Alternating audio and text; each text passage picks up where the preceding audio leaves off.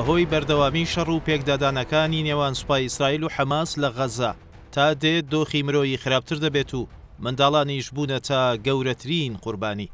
بە گوێرەی ئامارێکی ڕێکخراوی یونیسف لە غەزە 10,000 منداڵی خوار تەمەن 5 ساڵ ڕوبەڕووی مەترسیدارترین جۆری بەدخۆراکی بوونەتەوە.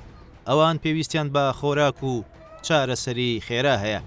یونیسف باسی ژنانی دووگیانی کردو و دەڵێت خواردنی زیاتر لە 155,000 ژنی دووگیان و دایکی شیردەر و 135,000 منداڵی خوار تەمەن 2 ساڵ لە غەزە خراپە. ڕۆژانە منداڵان لە نۆرەدا دەوەستن تاوەکو کەمێک خۆراکیان پێ بدرێت. تیدرۆس ئەدهانۆم بەڕێوەبەری گشتی ڕێکخراوی تەندروستی جیهانی دەڵێت خەڵکی غەزە بۆ ئەوەی خۆراکیان دەست بکەوێت ناچارن کەلوپەلەکانیان بفرۆشن.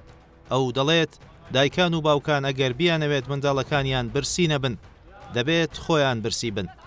بەواتای ئەوەی پاروەکە دەدەن بە منداڵەکانیان و خۆیان هیچ خۆراکێک نییە بیخۆن.